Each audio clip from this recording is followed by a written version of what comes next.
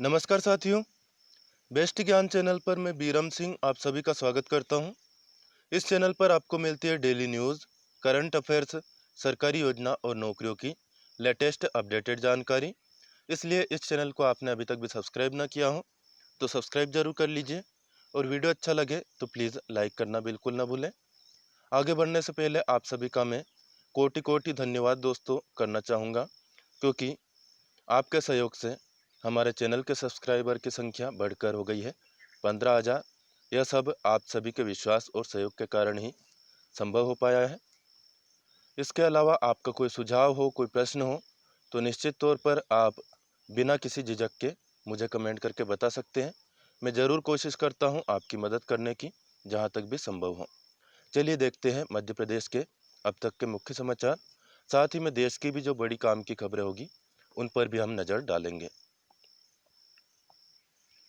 Corona virus से देश में उपजी स्थितियों के मद्देनजर इस बार भी अमरनाथ यात्रा को रद्द कर दिया गया है। जम्मू कश्मीर के उपराज्यपाल गिरीश चंद्र मुर्मू की अध्यक्षता में श्री अमरनाथ श्राइन बोर्ड की 39वीं बोर्ड मीटिंग में व्यापक लोकहित को ध्यान में रखते हुए यह यात्रा रद्द करने का निर्णय लिया गया है। पंचायत और ग्रामीण विकास मंत्री जो है मध्य प्रदेश के श्री महेंद्र सिंह सिसोदिया, इन्होंने कहा कि ग्राम विकास सरकार की पहली प्राथमिकता है। गाँव के चहुमुखी विकास के लिए ग्राम सभाओं की बड़ी भूमिका होती है। गांव में होने वाले विकास कार्यों का चयन और समीक्षा ग्राम सभा के माध्यम से होना चाहिए। ग्राम सभाओं के आयोजन की वीडियोग्राफी के भी निर्देश इन्होंने दिए हैं। मंत्री श्री सिसोदिया ने यह निर्देश विकास आयुक्त कार्यालय विंध्याचल भवन में विभागीय समीक्षा बैठक में दिए।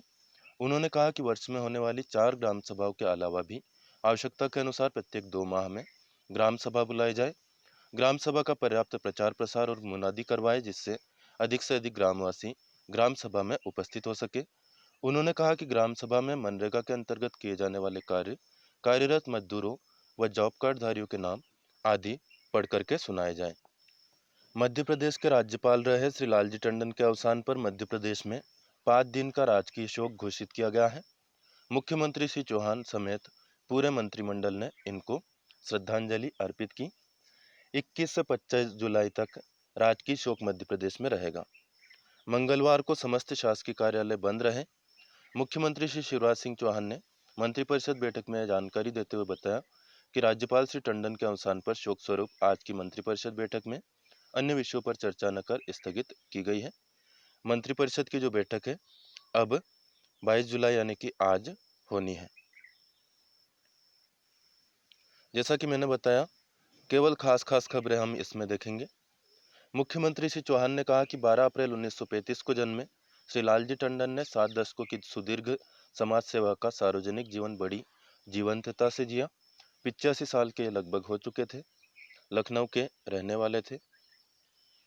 मुख्यमंत्री श्री चौहान ने कहा कि सार्वजनिक जीवन की ऐसी उदात्त, व्यापक और तपी हुई पृष्ठभूमि के साथ विधान परिषद में जब वर्ष 1978 में टंडन जी पहुंचे थे तो वहां भी उन्होंने अपनी छाप छोड़ी और संसदीय मर्यादाओं को नई ऊंचाइयां दी। उत्तर प्रदेश विधान परिषद के 2 बार सदस्य रहने के अलावा उन्होंने वहां नेता सदन की भी भूमिका निभाई। विधानसभा के लिए 3 बार चुने गए। वहां नेता प्रतिपक्ष की भूमिका में उन्होंने बताया कि विरोध के स्वर कैसे होने चाहिए और शालीन रहकर भी सरकार को जन आवाज सुनने के लिए किस प्रकार बाध्य किया जा सकता है। मुख्यमंत्री श्री चौहान ने कहा कि लोक कल्याण के लिए कार्य करने की उनकी प्रवृत्ति के चलते उन्होंने ऐतिहासिक कार्य किए थे। उत्तर प्रदेश में पहली बार गोवध निषेध अधिनियम बना। हरिद्वार में 5 किलोमीटर लंबा घाट जनसहयोग से बनवाना उनकी विलक्षण सोच का नतीजा था। हरिद्वार में कुंभ के लिए इतनी मूलभूत सुविधाओं का विकास उन्होंने करा दिया था कि अब वहां कुंभ के आयोजन में बहुत कुछ नया नहीं करना पड़ता है। अयोध्या मामलों के प्रभारी के रूप में श्री राम जन्मभूमि न्यास को 42 एकड़ जमीन सौंपने का काम जिस तत्परता और संकल्पबद्धता से टंडन जी ने किया था, उसकी दूसरी मिसाल नहीं मिलती। वर्ष 2003 में उनके द्वारा एक साथ 1001 योजनाओं का लोकार्पण और शिलान्यास विश्व रिकॉर्ड के रूप में Limca book of world record में दर्ज किया गया था। श्री टंडन की सबसे बड़ी पूंजी थी ओजस्वी वक्ता के रूप में इनकी पहचान। इमरजेंसी में जेल भी गए थे। वर्ष 2009 में टंडन जी लखनऊ से सांसद बने और अटल जी की विरासत को विस्तार दिया। आपको बता दें, अटल जी भी लखनऊ से ही लगातार चुने गए थे। मध्य प्रदेश में 29 जुलाई 2019 को उन्होंने राज्यपाल पद का कार्यभार संभाला था। उनके कार्यकाल का 1 वर्ष पूर्ण ही होने वाला था। हमें उनके मार्गदर्शन का लाभ और भी मिलता, लेकिन विधि के विधान से ऐसा नहीं हो सका। कर्मयोगी टंडन जी ने मध्य प्रदेश के राज्यपाल के रूप में अपनी संपूर्ण सामर्थ्य शक्ति को उच्च शिक्षा के क्षेत्र में कायाकल्प के लिए लगा दिया था। मध्य प्रदेश में उनके इस कार्यकाल को भी सदैव याद रखा जाएगा। गृह, जेल, विधि विधायी और संसदीय कार्य मंत्री डॉक्टर नरोत्तम मिश्रा ने राज्यपाल श्री टंडन के निधन पर शोक व्यक्त किया है। वित्त, वाणिज्य, कर, योजना, आर्थिक और सांख्यिकी मंत्री जगदीश देवड़ा ने भी इनके निधन पर शोक व्यक्त किया। लगभग सभी मंत्रियों ने शोक व्यक्त किया है। ऊर्जा मंत्री श्री प्रद्युम्न सिंह, नगरीय विकास आवास मंत्री श्री भूपेंद्र सिंह, किसान कल्याण और कृषि विकास मंत्री श्री कमल पटेल, प्रदेश के कृषि मंत्री श्री कमल पटेल ने भी राज्यपाल के निधन पर शोक व्यक्त किया। राज्य शासन ने सहकारिता विभाग में पदस्थ अपर आयुक्त श्री अरुण माथुर को सहकारिता एवं लोक सेवा प्रबंधन मंत्री श्री अरविंद भदौरिया की निजी स्थापना में विशेष कर्तव्यस्थ अधिकारी यानी कि OSD नियुक्त किया है। अपर आयुक्त श्री माथुर आगामी आदेश तक अपने वर्तमान कार्य के साथ साथ सहकारिता मंत्री के विशेष कर्तव्यस्थ अधिकारी यानी कि ऑफिसर ऑन स्पेशल ड्यूटी के कार्यों को भी संपादित करेंगे। सहकारिता और लोक प्रबंधन मंत्री अरविंद भदौरिया ने भी राज्यपाल के निधन पर शोक व्यक्त किया है। औद्योगिक नीति एवं निवेश प्रोत्साहन मंत्री श्री राज्यवर्धन सिंह दत्तीगांव ने भी राज्यपाल के निधन पर शोक व्यक्त किया। लोक स्वास्थ्य मंत्री श्री अदल सिंह कसाना ने भी दुख व्यक्त किया।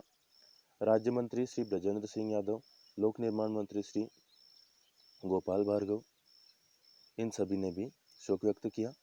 लोक निर्माण राज्य मंत्री श्री सुरेश धाकड़ ने भी शोक व्यक्त किया। स्कूल शिक्षा राज्य मंत्री श्री इंदर सिंह परमार ने भी शोक व्यक्त किया। मैं एक मुश्त इन सभी के नाम आपको बता देता, लेकिन नाम सभी के अलग अलग मैं इसलिए बता रहा हूँ क्योंकि आपको पता चल जाएगा कि कौन मंत्री किस विभाग को संभाल रहा है और आपको थोड़ा सा दिमाग में बैठ जाएगा कि किस मंत्रालय का पदभार किस मंत्री के पास है। आदिम जाति और अनुसूचित जाति कल्याण मंत्री सुश्री मीना सिंह और पिछड़ा वर्ग और अल्पसंख्यक कल्याण मंत्री स्वतंत्र प्रभार श्री राम खिलावन पटेल ने भी शोक व्यक्त किया है। सामाजिक न्याय और पशुपालन मंत्री श्री प्रेम सिंह पटेल, इन्होंने दुख व्यक्त किया। जल संसाधन, मछुआ कल्याण और मत्स्य विकास मंत्री श्री तुलसीराम सिलावट ने राज्यपाल के निधन पर शोक व्यक्त किया। अब मंत्री इतने हैं कि हम सभी के नाम यहाँ पर न लेते हुए आगे बढ़ लेते हैं। उद्यानिकी और खाद्य प्रसंस्करण राज्य मंत्री स्वतंत्र प्रभार तथा नर्मदा घाटी विकास राज्य मंत्री श्री भारत सिंह कुशवाहा 22 जुलाई को यानी कि आज दोपहर खाद्य प्रसंस्करण, नर्मदा घाटी विकास विभाग और MP एग्रो के वरिष्ठ विभागीय अधिकारियों के साथ विभागीय समीक्षा करेंगे। आयुष राज्य मंत्री श्री रामकिशोर कावरे के निर्देश पर आयुष संचालनालय ने महिला आयुर्वेद स्वास्थ्य कार्यकर्ताओं की वेतन विसंगतियों को दूर किया है। संचालनालय ने महिला आयुर्वेद स्वास्थ्य कार्यकर्ता पद का वेतनमान 5,200 से 20,200 1800 ग्रेड पे दिए जाने का संशोधन आदेश जारी किया है।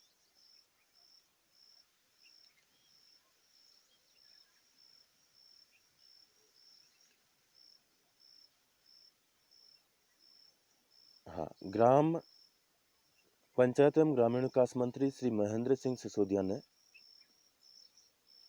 निर्देश दिए कि वर्ष में होने वाली 4 ग्राम सभाओं के अतिरिक्त भी आवश्यकतानुसार प्रत्येक 2 महीने में ग्राम सभा बुलाई जाए।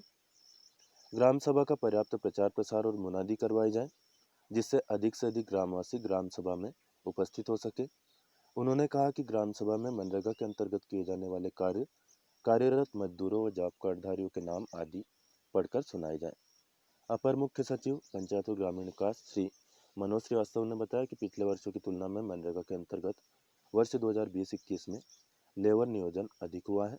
उन्होंने बताया कि कोविड-19 संक्रमण के दृष्टिगत मनरेगा मजदूरों को मास्क, सैनिटाइजर आदि भी उपलब्ध कराए जा रहे हैं।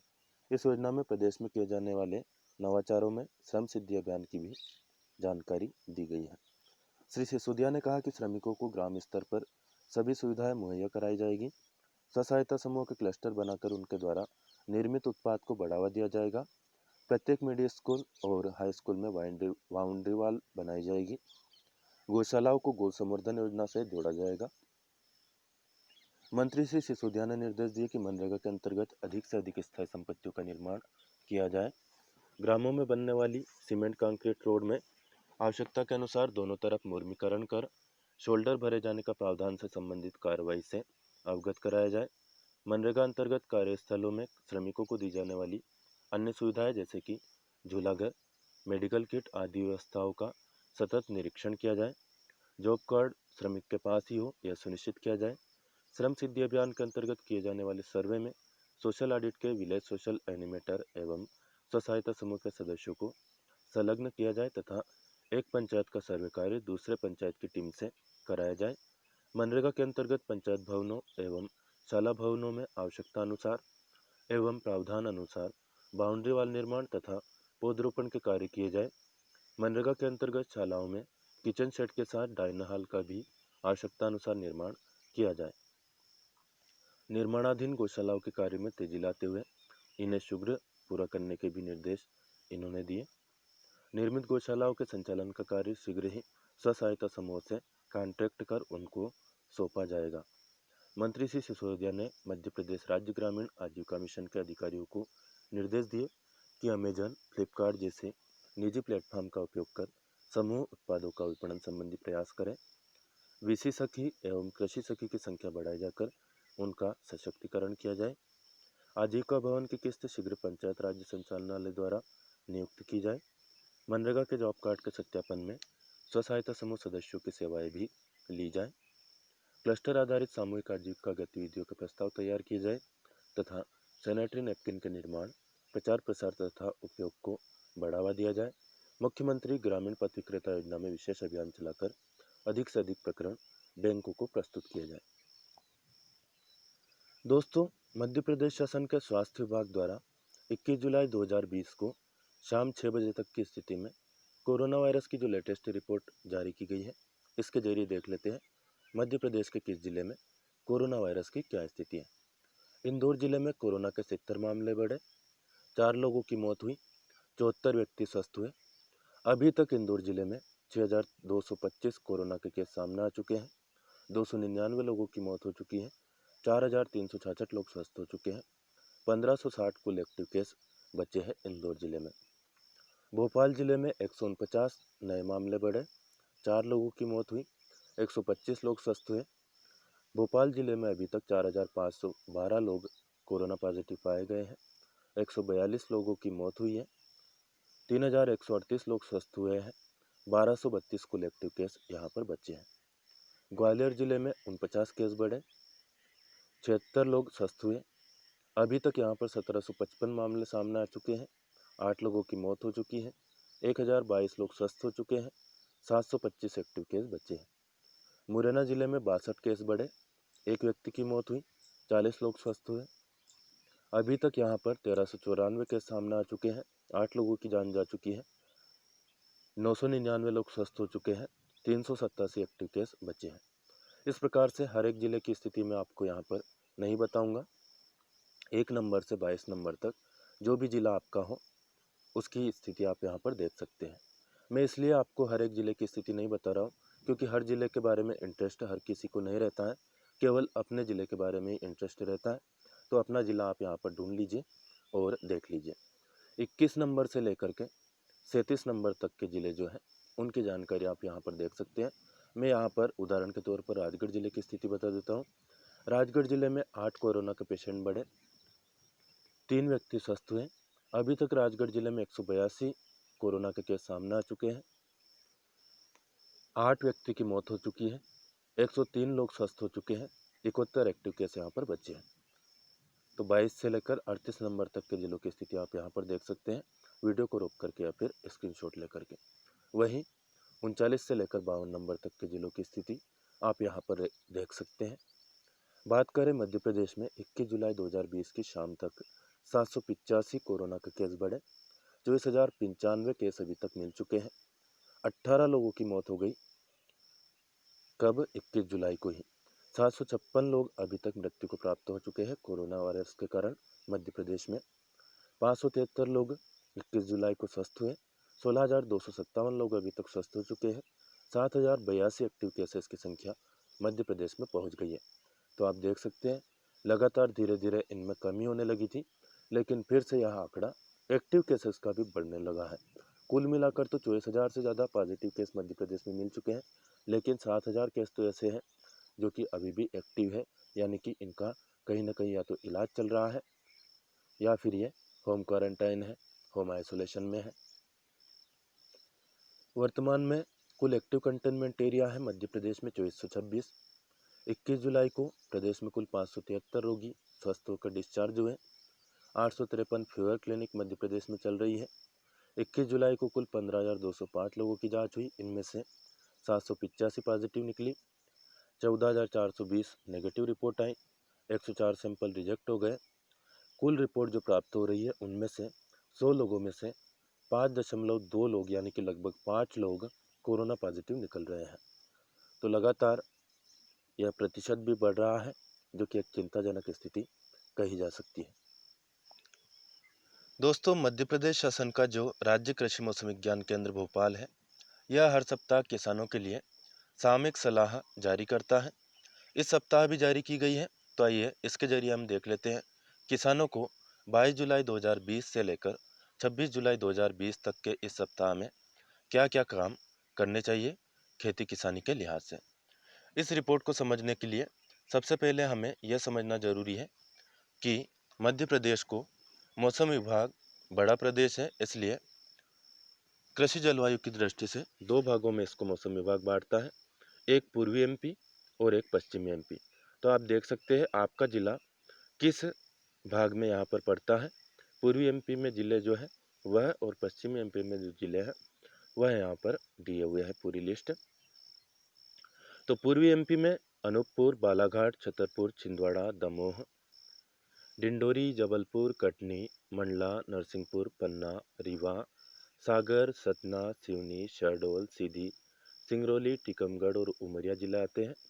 वही पश्चिमी एमपी में अलीराजपुर, अशोकनगर, बड़वानी, बैतूल, भिंड, भोपाल, बुरहानपुर, दतिया, देवास, धार, गुना, ग्वालियर, हरदा, होशंगाबाद, इंदौर, झाबुआ, खंडवा, खरगोन, मंदसौर, मुरैना, नीमच, रायसेन, राजगढ़, रतलाम, सीहोर, शाजापुर, श्योपुर, शिवपुरी, उज्जैन और विदिशा जिले, ये सभी जिले आते हैं पश्चिमी एमपी में।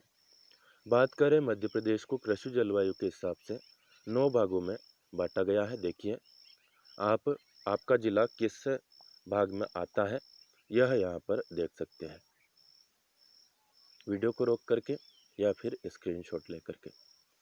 अब हम क्षेत्रवार स्थिति देखेंगे कि किस अंचल में क्या स्थिति है और क्या सलाह मौसम विभाग के द्वारा दी गई है जिसका पालन किसानों को करना चाहिए। दोस्तों, वैसे तो कहा जाता है कि किसान सबसे बड़ा साइंटिस्ट होता है, लेकिन साइंटिस्ट भी यदि नियुक्त किए गए हैं तो कहीं ना कहीं इनका भी कुछ तो उपयोग होगा, कुछ तो ये करते होंगे।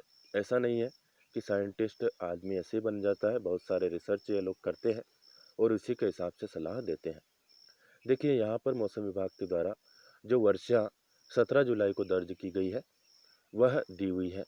जैसे कि आप देख सकते हैं भिंड में यहाँ पर यह वर्षा प्रतिशत में दी गई है, यानी कि भिंड में -100 लिखा है, यानी कि 100% तक कम वर्षा यहाँ पर हुई है। तो जहाँ पर ये लाल कलर में निशान दिखाई दे रहा है इसका मतलब है कि यहाँ पर वर्षा बहुत कम हुई है। ग्रीन या ग्रीन कलर में है, यहाँ ठीक ठाक वर्षा हुई है। जैसे कि राजगढ़ और आगर मालवा जिला, सीधी जिला, मंदसौर जिला और खंडवा जिला यहाँ पर बता रहा है यहाँ पर लगभग औसत के आसपास वर्षा हुई है। उसके बाद में हम रेड कलर में जाएं तो यहाँ पर औसत से काफ़ी कम वर्षा हुई है। पीले कलर में देखें तो और भी कम वर्षा हुई है, और ये काले कलर में मिट्टी के कलर में देखें तो यहाँ पर तो और भी सबसे कम वर्षा दर्ज की गई है 17 जुलाई को। उसी प्रकार 18 जुलाई की स्थिति में यह है, पूरे हफ्ते का यहाँ पर जानकारी दी गई है। अब बात करें रेनफॉल जो है 1 जून से 20 जुलाई तक, यानी कि अभी तक किस प्रकार वर्षा कहाँ कहाँ पर हुई है इसकी हम बात करें तो देखिए जहाँ पर ग्रीन कलर यानी कि हरा कलर आपको दिखाई दे रहा है यहाँ पर लगभग ठीक ठाक वर्षा हुई है। आप देख सकते हैं मैप में, जिलों के नाम भी लिखे हैं। और जो लाल कलर में दिए हैं, यहाँ पर वर्षा काफ़ी कम हुई है। और जो ब्लू कलर में है, यहाँ पर वर्षा औसत या यूँ कहें कि थोड़ी खतरे के निशान से थोड़ी कम हुई है, मतलब मीडियम, ना ज़्यादा अच्छी और ना ज़्यादा खराब।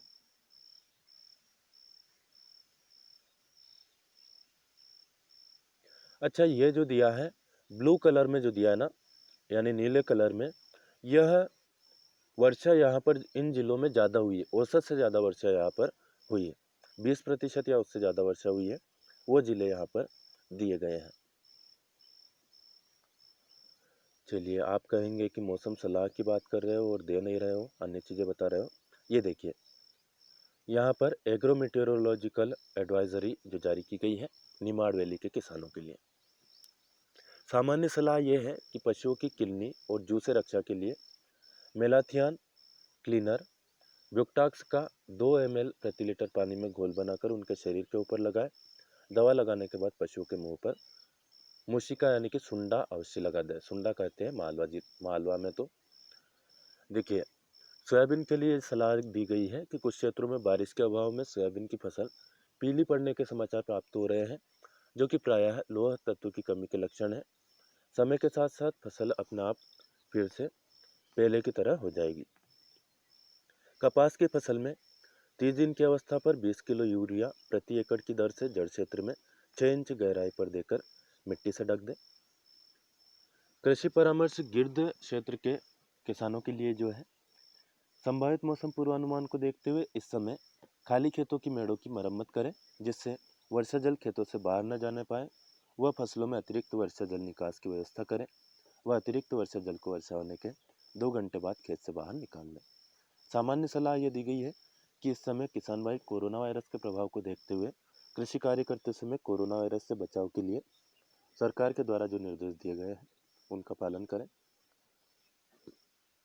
बाजरा की फसल जिन्होंने लगाई है उनके लिए सलाह है कि समय से बोई जा चुकी बाजरा की फसल में बतर आने पर खरपतवार नियंत्रण हेतु निराई या खुरप कर नत्रजन की मात्रा दें। धान की फसल के लिए इस समय धान की पौध में खरपतवार नियंत्रण करें और तैयार पौध की रोपाई करें, और पहले से रोपी जा चुकी पौध में खरपतवार नियंत्रण कर नत्रजन की मात्रा को दें। ग्वार बाजरा व तिल के लिए असिंचित क्षेत्रों में खरीफ फसलों की बोनी हेतु पर्याप्त वर्षा हो चुकी है, अतः बतर आने पर खेतों की तैयारी करें और उर्वरक और उन्नतिशील किस्मों के बीजों का चयन करें और बीजोपचार करके बोनी करें। सब्जियों की बात करें तो बैंगन, टमाटर, मिर्च व अगेती फूल गोभी जिन किसानों ने लगाई है, संभावित मौसम पूर्वानुमान को देखते हुए इस समय बैंगन और टमाटर, मिर्च, खरीफ प्याज व अगेती फूल गोभी की तैयार पौध की रोपाई कर सकते हैं और अतिरिक्त वर्षा जल निकालने के लिए जल निकास की व्यवस्था जरूर करें। मिर्च की फसल के लिए इस समय मिर्च में लीफ कर्ल रोग की संभावना हो सकती है। दिखाई देने पर इसके नियंत्रण हेतु इमेडाक्लोप्रिड 17.8 SL 170 ml दवा 500 से 600 लीटर पानी में घोल बनाकर प्रति हेक्टेयर मौसम साफ होने पर छिड़काव कर दें। फल वृक्षों की रोपाई के लिए तैयार किए गए गड्ढों में इस समय पौधों की रोपाई कर दें और जल निकास की व्यवस्था करें। गाय व भैंस यदि आपके पास हो तो इस समय गाभिन भैंस व गायों को अंतः परजीवी से बचाव के लिए डीवर्मिंग यानी कि पेट के कीड़े की दवा निकटतम पशु चिकित्सक के परामर्श से लें और फेनवेंडाजोल 1 ग्राम दवा 100 किलोग्राम शरीर भार की दर से खिलाएं। पशु का यदि वजन 100 किलोग्राम यानी कि 1 कुंटल है तो उसके हिसाब से 1 ग्राम दवा देना है। सतपुड़ा प्लेट के जो किसान हैं उनके लिए यहाँ पर सलाह दी गई है कि खेतों में कार्य करते समय 4 से अधिक व्यक्तियों को इकट्ठा न होने दें और आपस में लगभग 2 मीटर की दूरी बनाए रखें। सर्दी, खांसी, बुखार जैसे लक्षण दिखाई देने पर खेतों पर काम कर रहे श्रमिकों या मजदूरों को चिकित्सकीय उपचार देने की सलाह दें। खेतों में कार्य करते समय मास्क, गमछा, रुमाल, कपड़ा आदि से चेहरों को कवर करें और हाथ के दस्ताने का उपयोग करें। खेतों में कार्य करते समय तंबाकू या शराब का सेवन न करें। बीच बीच में 20 सेकंड तक हाथों को साबुन से अच्छी तरह धोना न भूलें। सामान्य सलाह किसानों को यह है कि जहाँ पर दलहनी, तिलहनी और सब्जियों वाली फसल लगाई गई है वहाँ पर जल निकासी की व्यवस्था जरूर करें। मौसम पूर्वानुमान से प्राप्त आंकड़े के अनुसार घने बादल रहने और हल्की वर्षा होने की संभावना को देखते हुए खेतों में निंदानाशक दवाओं और नाइट्रोजन युक्त उर्वरक का प्रयोग मौसम खुलने तक न करें, क्योंकि पानी गिर जाता है तो इनकी जो काम करने की क्षमता है वह नष्ट हो जाती है। मक्का की फसल जिन किसानों ने लगाई है, मक्का की 18 से 21 दिन की खड़ी फसल में घास कुल और कुछ चौड़ी पत्ती वाले खरपतवारों के नियंत्रण के लिए टेम्बोटाइवान 42% SC लाउडिस नामक दवा का 115 ml प्रति एकड़ की दर से छिड़काव करें। मक्का की 25 दिन की खड़ी फसल में नाइट्रोजनधारी उर्वरकों का उपयोग करें। मक्की की फसल से फाल आर्मी वर्म कीट की रोकथाम के लिए कुछ उपाय कर सकते हैं। खेतों में पक्षियों के बैठने के लिए टी आकार की खूंटियाँ 100 प्रति एकड़ की दर से लगाएं। पोंगलियों में राख लकड़ी का बुरादा या बारीक रेत डालें। 50,000 प्रति एकड़ की दर से ट्राइकोडर्मा प्रोटियम या टेलेनोमस रेमस कीट को छोड़ सकते हैं। 5% नीम के बीज की खली या अजेडोरिक्टिन 1500 ppm 5 ml प्रति लीटर पानी की दर से छिड़काव कर सकते हैं। 5 लीटर पानी में 5 ml दवा। सोयाबीन के किसानों को सलाह दी जाती है कि सोयाबीन में मोनोकोट डाइकोट खरपतवारों के प्रबंधन के लिए उपयुक्त उपाय जैसे कि डोरा कुल्पा निराई या अनुशंसित खरपतवारनाशी का उपयोग करें। सोयाबीन की फसल में रस चूसक एवं पत्ती खाने वाले कीटों की रोकथाम के लिए बीटा साइक्लोथ्रिन 8.4% प्लस इमिडाक्लोप्रिड 19.81% सोलोमन 350 ml 1 हेक्टेयर की दर से छिड़काव करें। 1 हेक्टेयर में 350 ग्राम नहीं मिलीग्राम।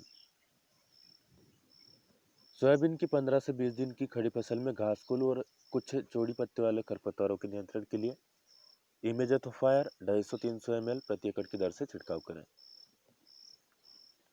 कपास में रस चूसक का प्रकोप देखा जा रहा है, अतः किसान भाइयों को सलाह है कि इसके नियंत्रण के लिए इमिडाक्लोप्रिड आधा ml प्रति लीटर पानी या इमिडाक्लोप्रिड प्लस एफिसेट 1 ग्राम प्रति लीटर पानी में मिलाकर छिड़काव करें। गन्ना की फसल के लिए किसानों को सलाह है, खरपतवार की समस्या होने पर ग्लाइफोसेट 40 SL का छिड़काव पंक्तियों के मध्य करें। तेज हवा के समय छिड़काव न करें। गन्ने की खड़ी फसल में निराई गुड़ाई और मिट्टी चढ़ाने का कार्य पूरा करें। तना छेदक और पायरिल्ला कीटों का प्रकोप होने पर फोरेट 10G 15 किलोग्राम हेक्टेयर कुंडों में डालकर मिट्टी चढ़ाएं। उद्यानिकी की फसलों के लिए यहाँ पर यह सलाह है, आप पढ़ सकते हैं दोस्तों। वीडियो काफ़ी लंबा खिंच रहा है, इसलिए मैं यहाँ पर अब पूरा नहीं बताऊँगा, वीडियो को आगे बढ़ाता जाऊँगा। आपके लिए जो जानकारी आपको उपयोगी लगे उसका स्क्रीनशॉट ले लीजिए या फिर वीडियो को रोक करके पढ़ लीजिएगा। पशुपालन के लिए यह सलाह है, जावा हिल्स के लिए किसानों के लिए यह सलाह है।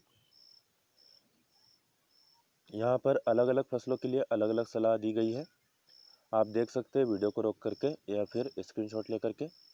बुंदेलखंड के किसानों के लिए यह सलाह यहाँ पर दी गई है। आपकी फसल विशेष के लिए जो सलाह कृषि विभाग ने दी है वह आप कमेंट करके भी पूछ सकते हैं, मैं आपको जवाब दे दूंगा कमेंट सेक्शन में। मालवा प्लेट के किसानों के लिए भी वही सलाह है कि कोरोना वायरस के लिए जो सावधानियां बताई गई है उनका पालन करें। बाकी वही लगभग सेम सलाह है। बरसीम के लिए सलाह है कि किसान इस मौसम में बरसीम की बुआई कर सकते हैं। बरसीम की उन्नत किस्में हैं वरदान, बुंदेल बरसीम 1, JB3 बीज दर बरसीम की जो है 25-30 किलोग्राम प्रति हेक्टेयर होनी चाहिए। पशुपालन के लिए सलाह है कि पशुओं को साफ एवं ताज़ा पानी दिन में 2 बार दें, हरा चारा दें। बाहरी परजीवी से बचाव के लिए ब्यूटॉक्स का उपयोग करें। पशुशाला की नियमित सफाई करें। 1 लीटर पानी से 5 ml फिनाइल मिलाकर फर्श की सफाई करें। मुर्गियों में रानीखेत बीमारी के नियंत्रण के लिए टीका लगवाएं। मुर्गे और मुर्गियों को मिनरल मिक्सचर और साफ और ताज़ा पानी दें। बकरी पालन के लिए सलाह है, बकरियों में PPR रोग के नियंत्रण के लिए टीका लगवाएं। वर्षा से बकरियों की सुरक्षा करें। बकरियों को हरा चारा साफ पानी सूखे स्थान में बांध दें। परजीवी से बचाव के उपाय करें। साफ और ताज़ा पानी दिन में 3 बार दें, साथ ही हरे चारा दें। तो यह सलाह थी किसान भाइयों के लिए।